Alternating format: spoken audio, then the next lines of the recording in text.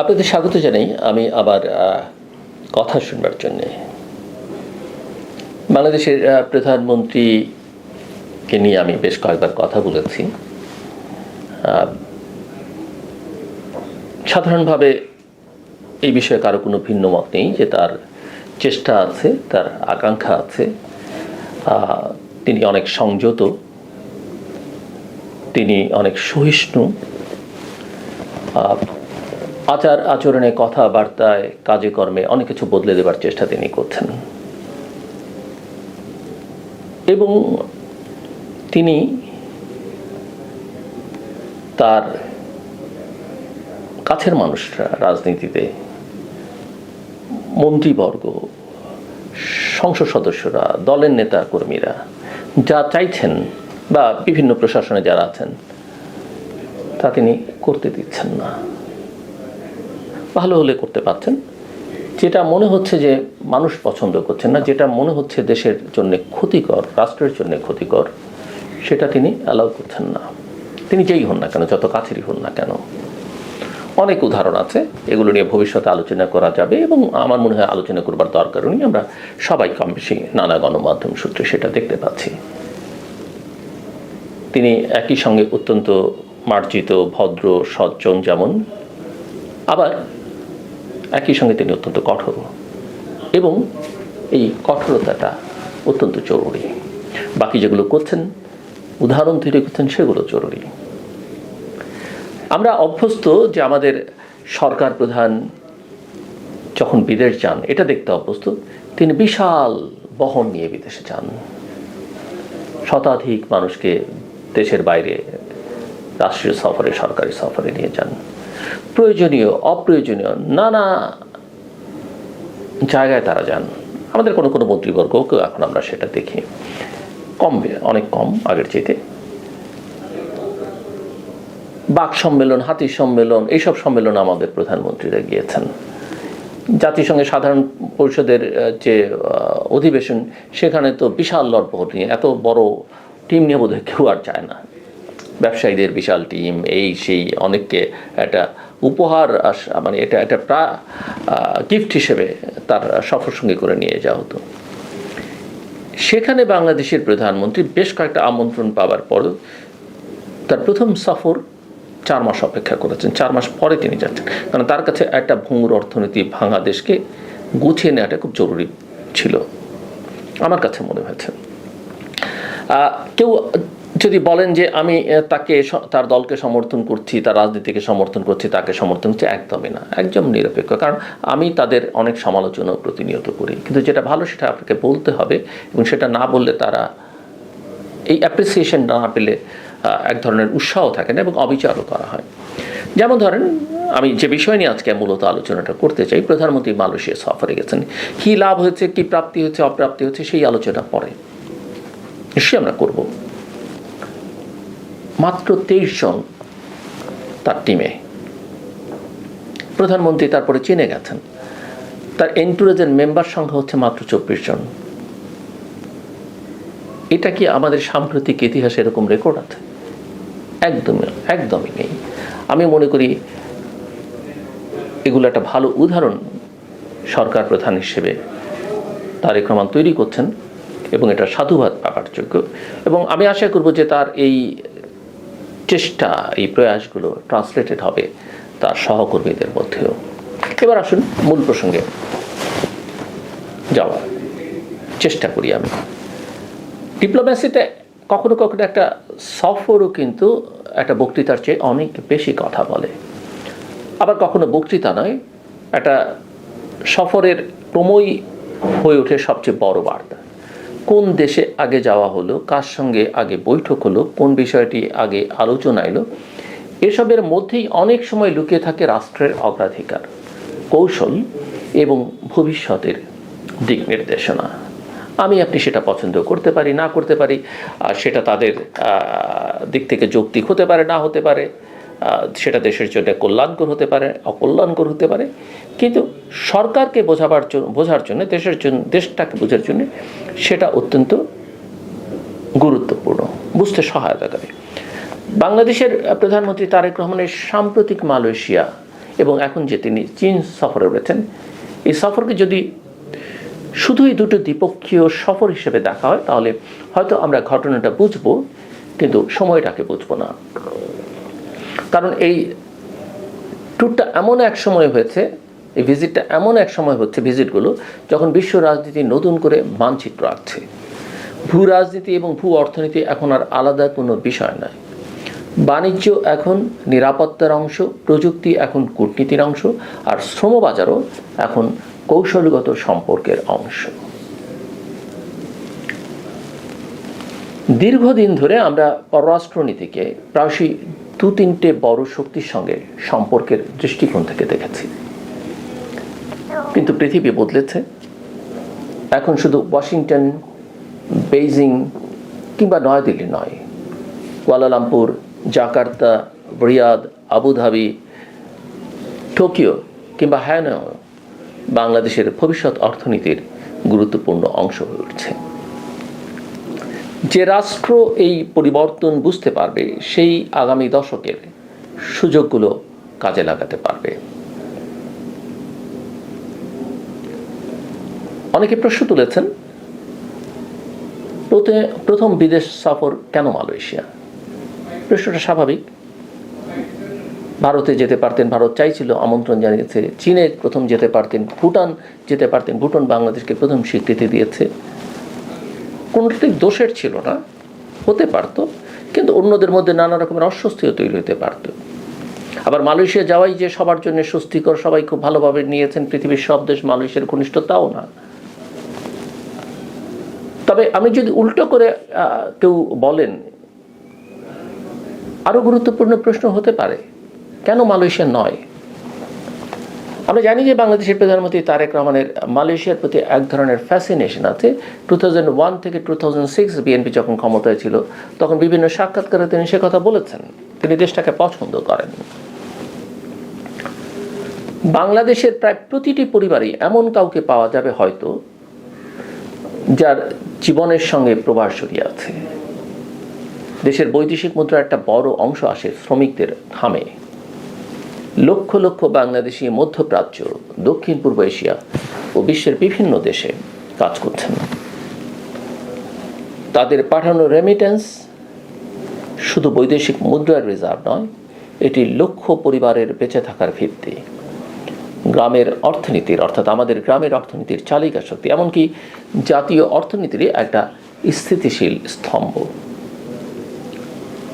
Malaysia তাই কেবল একটা বন্ধু রাষ্ট্র নয়, এটা বাংলাদেশের শ্রমবাজার, বিনিয়োগ, বাণিজ্য এবং দক্ষিণ পূর্ব এশিয়ার সঙ্গে সংযোগের একটা প্রবেশদ্বার। অনেকদিন ধরে শ্রমবাজার নিয়ে যে অনিশ্চয়তা ছিল সেটা দূর করবার কূটনৈতিক প্রচেষ্টা শুধু মানবিক নয়, আমি মনে করি যে অর্থনৈতিকভাবেও অত্যন্ত গুরুত্বপূর্ণ। কারণ একটা শ্রমবাজার বন্ধ হওয়া মানে শুধু কর্মসংস্থানের সুযোগ হারানো নয়, ভবিষ্যতের বৈদেশিক মুদ্রা, দক্ষতা এবং সামাজিক স্থিতিশীলতার উপরও তার প্রভাব পড়ে। তবে মালয়েশিয়া সফরের গুরুত্ব শুধু শ্রমবাজারে সীমাবদ্ধ নয়, এবং এখানে কি পেলাম সেই আলোচনা হয়তো আমরা ভবিষ্যতে করতে পারি। আরও বড় বিষয় হলো আসিয়ান। বিশ্বের অর্থনৈতিক কেন্দ্র ধীরে ধীরে আটলান্টিক থেকে ইন্দো প্যাসিফিকে সরে আসছে। সেই ইন্দো প্যাসিফিকের অন্যতম সফল অর্থনৈতিক জোট হচ্ছে আসিয়ান। প্রায় 70 কোটিরও বেশি মানুষের এই বাজার বিশ্বের দ্রুততম বর্ধনশীল অর্থনৈতিক অঞ্চলের একটা। বিশ্ব উৎপাদন, সরবরাহ শৃঙ্খল বা যাকে সহজে ইংরেজিতে সাপ্লাই চেইন বলা হয়, এবং প্রযুক্তি বিনিয়োগের একটা বড় অংশ এখন এই অঞ্চলে স্থানান্তরিত হচ্ছে। আমাদের এই দেশ বাংলাদেশ যদি আগামী দশকে উচ্চ মধ্যম আয়ের অর্থনীতিতে পৌঁছতে চায় তাহলে আসিয়ানের সঙ্গে আরও ঘনিষ্ঠ অর্থনৈতিক সম্পর্ক তৈরি করা প্রায় অপরিহার্য। মালয়েশিয়া তাই সেই পথের একটা গুরুত্বপূর্ণ দরজা। এরপর আসে চীন।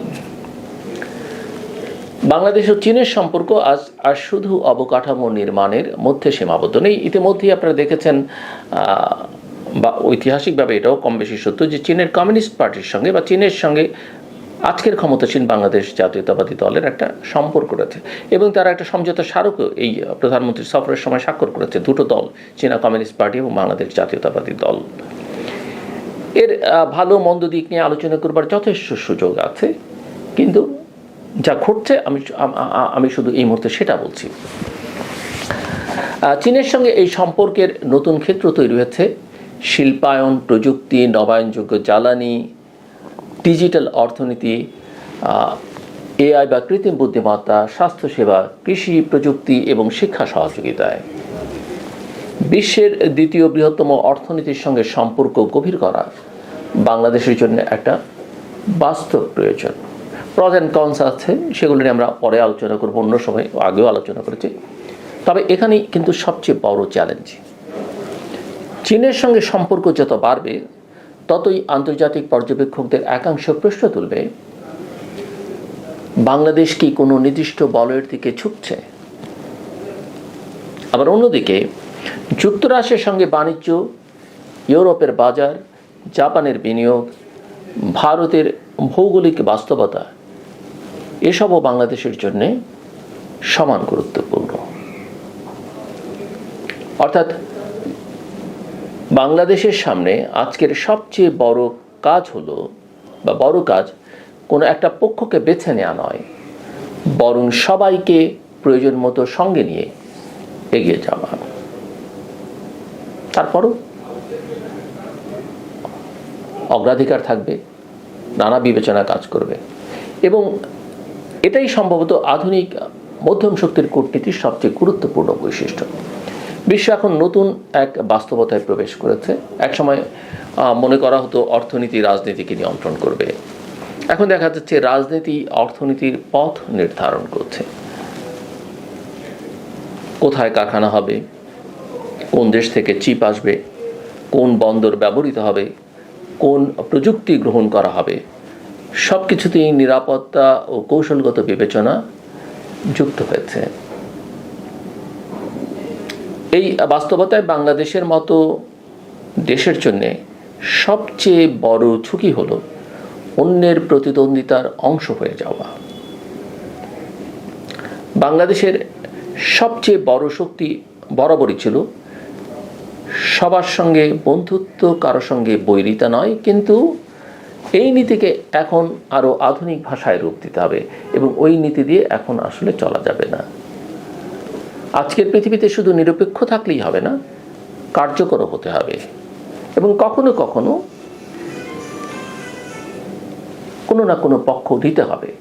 একেবারে চুপচাপ সব দেখব, কিছু বলবো না, সেটা আপনি করতে পারবেন না, করা উচিত হবে না। অর্থাৎ দেশের স্বার্থ সেক্ষেত্রেও দেখতে হবে। অর্থাৎ এমন কূটনীতি প্রয়োজন যা একই সঙ্গে যুক্তরাষ্ট্রে রপ্তানি বাড়াবে, চীনের বিনিয়োগ আনবে, জাপানের প্রযুক্তি গ্রহণ করবে, ভারতের সঙ্গে সংযোগ বাড়াবে, ইউরোপের বাজার ধরে রাখবে এবং আসিয়ানের সঙ্গে নতুন অর্থনৈতিক সম্পর্ক তৈরি করবে। বলাটা যত সহজ আমি বললাম, কাজটা কিন্তু এত সহজ নয়, কারণ পৃথিবী এখন দ্বিধা বিভক্ত নয়, বহুমাত্রিক। এখানে একই দেশের সঙ্গে প্রতিযোগিতাও থাকবে, আবার সহযোগিতাও থাকবে। আপনারা দেখেছেন সাম্প্রতিককালে মার্কিন প্রেসিডেন্ট ডোনাল্ড ট্রাম্পের চীন সফর, এবং সেই সফরকে তারা কিভাবে অন্যের সামনে ভিজুয়ালাইজ করেছে। একই সঙ্গে এই যে প্রতিযোগিতা এবং সহযোগিতা থাকবে, একই সঙ্গে একই দেশের সঙ্গে নিরাপত্তা বিষয়ে মতভেদ থাকতে পারে, কিন্তু বাণিজ্য সহযোগিতা চলতে পারে। একই সঙ্গে প্রযুক্তিতে প্রতিযোগিতা হতে পারে, আবার জলবায়ু পরিবর্তনে যৌথ উদ্যোগও হতে পারে। বাংলাদেশকেও সেই বাস্তবতা বুঝতে হবে। চীন সফর নিয়ে, প্রধানমন্ত্রীর চীন সফর নিয়ে সবচেয়ে গুরুত্বপূর্ণ বিষয় সম্ভবত অর্থনৈতিক দৃষ্টিভঙ্গির পরিবর্তন। অনেক সময় আমরা বিদেশ সফরের সাফল্য মাপি, কতগুলো সমঝোতা স্মারক স্বাক্ষর হলো, কত বিনিয়োগ, কত বিলিয়ন ডলারের ঘোষণা এলো, কতগুলো ছবি প্রকাশিত হলো, এসব দিয়ে। কিন্তু প্রকৃত প্রশ্নটা অন্য জায়গায়। এই সফরের 5 বছর পর কতটা কারখানা তৈরি হবে, কত কর্মসংস্থান সৃষ্টি হবে, বাংলাদেশের রপ্তানি কত বাড়বে, বাণিজ্য ঘাটতি কত কমিয়ে আনা সম্ভব হবে, প্রযুক্তি স্থানান্তর কতটা হবে, বাংলাদেশি উদ্যোক্তারা কতটা লাভবান হবেন, এই প্রশ্নগুলোর উত্তরই আসল। কারণ উন্নয়ন শুধু অবকাঠামো নয়, উৎপাদন ক্ষমতা, শুধু ঋণ নয়, বিনিয়োগ, শুধু ঘোষণা নয়, বাস্তবায়ন। বাংলাদেশের সামনে আরেকটা বড় সুযোগ হচ্ছে চায়না +1 বাস্তবতা। বহু আন্তর্জাতিক প্রতিষ্ঠান এখন উৎপাদনের ঝুঁকি কমাতে চীনের বাইরে নতুন উৎপাদন কেন্দ্র খুঁজছে। ভিয়েতনাম, ইন্দোনেশিয়া, ভারত এবং মেক্সিকো ইতোমধ্যেই এর বড় সুবিধে পেয়েছে। বাংলাদেশও এই সুযোগ নিতে পারে, তবে শুধু কম মজুরির শ্রমিক দিয়ে নয়। দক্ষ মানব সম্পদ, নিরবিচ্ছিন্ন বিদ্যুৎ, দক্ষ বন্দর, দ্রুত কাস্টমস, নীতিগত স্থিতিশীলতা, ধারাবাহিকতা এবং আইনের শাসন ছাড়া কোনো বহুজাতিক প্রতিষ্ঠান দীর্ঘমেয়াদে বিনিয়োগ করবে না। অর্থাৎ পররাষ্ট্রনীতি শেষ পর্যন্ত দেশের অভ্যন্তরীণ নীতির উপরই নির্ভর করে। একটা দেশ বিদেশে যতই ভালো কূটনীতি করুক, দেশের ভেতরে যদি বিনিয়োগ বান্ধব পরিবেশ তৈরি না হয়, তাহলে সেই কূটনীতির সুফল সীমিত হয়ে যায়। আরেকটি বিষয় আমাদের মনে রাখতে হবে, কূটনীতিতে আবেগের জায়গা থাকলেও সিদ্ধান্তের ভিত্তি হওয়া উচিত জাতীয় স্বার্থ। যে কথা আমি একটু আগে বারবার বলবার চেষ্টা করছি, কোনো দেশ আমাদের স্থায়ী বন্ধু নয়, আবার স্থায়ী প্রতিপক্ষ নয়। স্থায়ী হচ্ছে বাংলাদেশের স্বার্থ। যে সম্পর্ক আমাদের কর্মসংস্থান বাড়াবে, প্রযুক্তি দেবে, বিনিয়োগ আনবে, বাজার খুলে দেবে এবং সার্বভৌম সিদ্ধান্ত গ্রহণের সক্ষমতা শক্তিশালী করবে, সেই সম্পর্কই বাংলাদেশের জন্য গুরুত্বপূর্ণ। এ কারণেই মালয়েশিয়া ও চীন সফরকে কেবল পূর্বমুখী কূটনীতি হিসেবে দেখলে ভুল হবে। এটি মূলত অর্থনীতি কেন্দ্রিক কূটনীতির একটা বার্তা। বিশ্বের সঙ্গে প্রতিযোগিতা এখন বন্দুক দিয়ে নয়, উৎপাদন দিয়ে। ক্ষমতা এখন শুধু সেনাবাহিনীর আকারে নয়, সরবরাহ শৃঙ্খলের অবস্থানে। প্রভাব এখন শুধু সামরিক ঘাঁটিতে নয়, প্রযুক্তি, বন্দর, বিনিয়োগ এবং মানব সম্পদে। বাংলাদেশ যদি আগামী 1 দশকে সত্যি একটি আত্মবিশ্বাসী মধ্যমায়ের অর্থনীতি হতে চায়, তাহলে আমাদের পররাষ্ট্রনীতি আরও বাস্তববাদী, আরও অর্থনৈতিক এবং আরও বহুমাত্রিক হতে হবে। শেষ পর্যন্ত রাষ্ট্রের সফলতা নির্ভর করে সে কত বড় শক্তির পাশে দাঁড়িয়েছে তার উপর নয়, বরং কত দক্ষতার সঙ্গে নিজের জায়গা তৈরি করতে পেরেছে তার উপর। সমুদ্রের মাঝখানে ছোট্ট একটা জাহাজও গন্তব্যে পৌঁছতে পারে যদি তার কম্পাস ঠিক থাকে। বাংলাদেশের সামনে এখন সেই পরীক্ষাই। বিশ্বের 2 শক্তির মাঝখানে দাঁড়িয়ে নয়, বরং বিশ্বের বহু শক্তির সঙ্গে সংযুক্ত থেকে নিজের উন্নয়ন, নিজের অর্থনীতি এবং নিজের জাতীয় স্বার্থকে কেন্দ্র করে একটি আত্মবিশ্বাসী, ভারসাম্যপূর্ণ এবং পরিণত রাষ্ট্রে পরিণত হওয়ার সুযোগ এখনও আমাদের সামনে। এই সুযোগকে কূটনৈতিক প্রদর্শনীতে সীমাবদ্ধ রাখা যাবে না, এটিকে রূপ দিতে হবে শিল্পে, কর্মসংস্থানে, প্রযুক্তিতে, শিক্ষা সহযোগিতায় এবং মানুষের জীবনমানের উন্নতিতে। কারণ ইতিহাস শেষ পর্যন্ত সফরের ছবি মনে রাখে না, ইতিহাস মনে রাখে সেই সফর একটি জাতির ভবিষ্যৎ কতটা বদলে দিয়েছিল। আমার কথা শুনবার জন্য অসংখ্য ধন্যবাদ। আপনাদের সবার জন্য শুভকামনা।